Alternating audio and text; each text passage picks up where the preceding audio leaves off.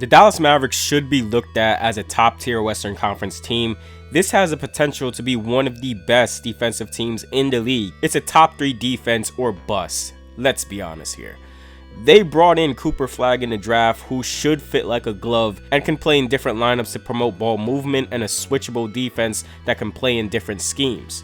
I brought on my guy who is also called Nick, also known as Slimdookie on TikTok. This is a guy who is a Dallas Mavericks fan who gives pretty objective analysis, and a guy whose analysis I really respect. And though we heard time and time again the Luka trade was the worst thing ever, it was refreshing to see someone counter and say the trade just wasn't all bad, guys. There's a vision here. And to be honest, this Mavericks team with the personnel, defensive talent, offensive talent, the high IQ players on this team may be the greatest Mavericks roster assembled since the 2011 run. This is a team that we are seeing that's just going to lean all the way into their defense. And I think that's one of the biggest things that they have going for them is the defense. For me, I think if it's not top 3 in the league, it's kind of a bust because there's so much lineup versatility they can lean into. You mentioned that they can go big. They can at times put Davis at center. They have PJ Washington, who I'm really high on as a defender, coming off the bench. And I just think this is a really good group defensively to really cause havoc. That lively Davis or Davis Gafford defensive lineup, I feel like is going to cause so much problems. I'm going to have a lot of fun watching this team on defense. And in years prior, it was just on offense all the times. Yeah, and something I've noticed with to pair with that, and I've talked about it online a little bit, but it seems like this squad is getting back to playing like egoless basketball offensively. Yep. And with Luka on the team, like he played and that was kind of where I would be critical of him a lot of times, is not even on defense, but on offense, when it was like I'm going to go get a bucket because like this guy, stripped me last possession. He said something to me. I'm going to go at him for the next few possessions. A lot of times it worked, but even if it does work, it can only be so much of a plus because only one guy is getting more comfortable. Only one guy is feeding off that energy, where the Carlisle Mavs, and this is me with rose-colored glasses on. I mean, dude, you remember that team? That ball just popped around, man. Like it just pinged around the floor, and it was always best shot available. That's man. Yes. Oh my gosh, he was such a freaking genius. And he was good with guys too. It wasn't just like the stuff that we ran. Like one of my favorite clips is Brendan Haywood talking about he's like, I got an offensive rebound and I threw up a jump hook and I missed it. Came back to the bench. Like Carlisle yanked me immediately. He's like, man, you got an offensive rebound. You throw up that raggedy ass post hook one more time, like you're gonna sit for the rest of the game. And he's like, what? He's like, I wasn't feeling it, but he said, like, look, I don't know if it was Carlisle or another assistant that said, like, you got 20,000 points. And when we watched the film, like 20,000 points sitting in the corner wide open when you threw up that shot. Yeah. It's like, that's not the best shot available. It's not a bad shot, but it's not the best shot available. And we saw it with the Pacers this year. They took the best shot available, like way, way, way more often than any other team in the NBA did. And I guess we'll have an opportunity to see what Kidd can do as the actual decision maker on this team, because I think it's pretty safe to say, like, when Luka was on this team, he wasn't. At least offensively, he wasn't. It was like, hey, and I think he found the balance because he's, players coach, whatever. Yeah. And he found the balance of being like, hey, like, quick action. And if we don't like it, then like Luka, go at your guy. And while that's cool and you can win a lot of games doing that, I don't know if you can win a championship doing that. Like you go back and you look at all these high usage guys that put up crazy, crazy offensive numbers. How many of them won championships? James Harden, Russ, Melo. Didn't happen often. When you look at the years that Kobe won championships, he actually wasn't those were his lower usage years for his career. Still high usage by, relative to the rest of the league. But I remember going through the top 50 usage rates of all time. and how many of those guys won championships. And I think you got to get to like the 40s before you find a guy who won a championship that year. The Mavs' whole identity was Luka Doncic. There was no team identity other than like, maybe we'll win a game because we played well, but a lot of times it's just did Luka go nuclear? And if he didn't, I hope someone else did. And if no one else did, then we lost the game. Now, this team has an identity. There's a point to that where, yeah, we did rely a lot on Luka ball and Luka Kyrie, those two guys. But Yeah. you can also argue that even when we were down on games, you felt comfortable coming back in games because you have those two guys. I think Because we saw that he like could go for 20 in 7 minutes. right, right.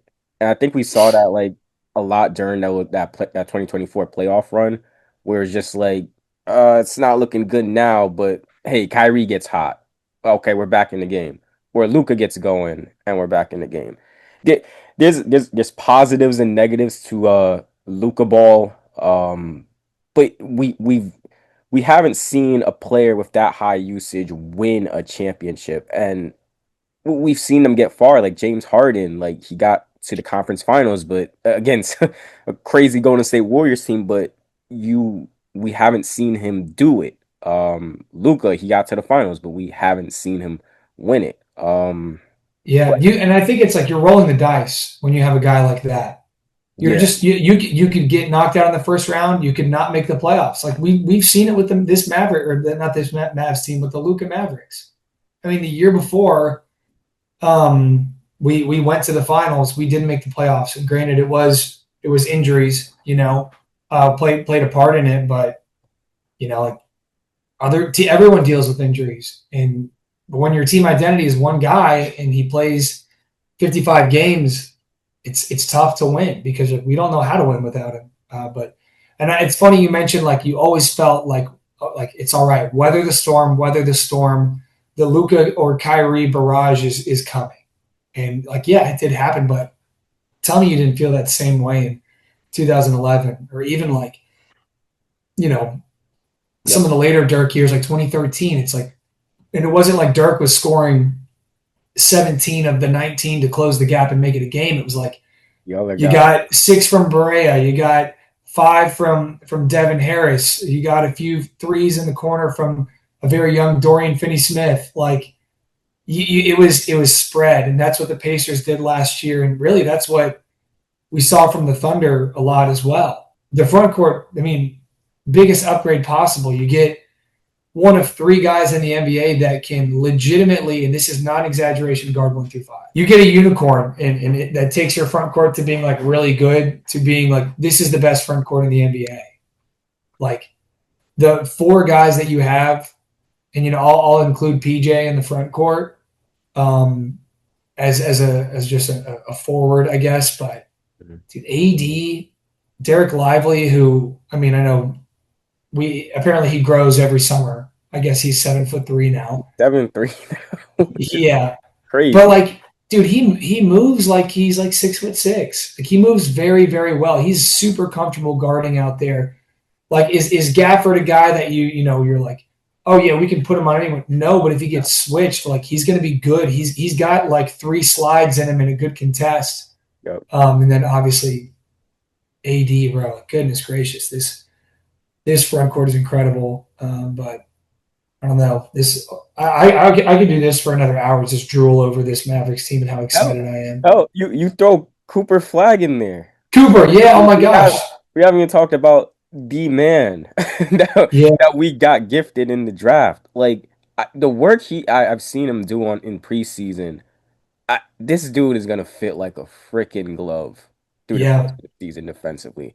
And that's all I want from him. I can care less about how the offense is. If the three ball is like consistent, perfect. But if he is great. out there like wreaking havoc on ball and helping Anthony Davis and Derek Lively like clean stuff up, my lord, man. Dude, you want to know what I'm scared of? What's that? Is J Kidd being like, let's just put the ball in his hands all the time. Because if there's one knock on him coming into the NBA, it's on-ball creation at an NBA level. Not that he couldn't do it in college, but like he's a bona fide stud in just about every other area. Mhm. You know, like maybe catch and shoot, not bona fide stud, but but solid. Like on-ball creation, it was like we don't really know what we have here. And granted, I think we've already seen it grow quite a bit. We've Yep. seen the highlights from preseason, but usually when we're putting the ball in his hands, like you get some flashes, but it's not efficient. It's not. It is flashes. That's the perfect way to It's put it. flashes, and I think it's like folks that don't watch preseason games, and it's like I don't expect everyone to watch a preseason game, but Even summer league, like yeah, even summer league, like that game where he had 30, and everyone's like, "Yeah, Coop's going to be okay." I'm like, he took like 25 shots. He was like 9 of 25. Like it was cool. It was cool to see the flashes, but I'm just worried that the season is going to start and J Kid's just going to be like, yeah, anytime Coop is on the floor, we want the ball in his hands. It's like, no, man. no, that's not him, Like, and it's it not. shouldn't be him. It doesn't have to be right now. Let it Yeah, happen naturally. Let him get comfortable for a long time, playing off the catch, driving yeah. closeouts, being an agent of chaos on both ends of the floor, like hitting the offensive glass. Just let him eat what he kills for a little bit and ease him into that. And I hope that's the game plan. But knowing J Kidd, I'm just like, oh They've man, tried this this point would Coop be. stuff already in preseason. He's already starting to piss me off with it. Like I'm already starting to get a little bothered by the fact that Kid is like, I can just see him standing there with his freaking hands in his pockets, being like, yeah, like just high pick and roll for Coop and let him work out. It's like, dude, no. Like No, no, no. you got Anthony Davis like sealing afterwards. Well, and I think Cooper's a good decision maker, and I don't think he's gonna be a situation where it's like, oh, we lost and Coop went 5 of 19. Like, I don't think he has that in him. I think he has a conscience. I think he is aware enough to be like, shoot, like, it's not my game. This isn't working. Even if they want me to have the ball in my hands, I'm simply going to be aggressive. I'm going to get a paint touch or as close as I can to a paint touch, get to 2 feet and just observe, look to kick. If I can get there and I can finish, cool, but I'm going to be a little less opportunistic, I should say, in that aspect. But that's my hope for if that does happen is that he's gonna have that Hooper conscience that no one at the random rec in 2K has.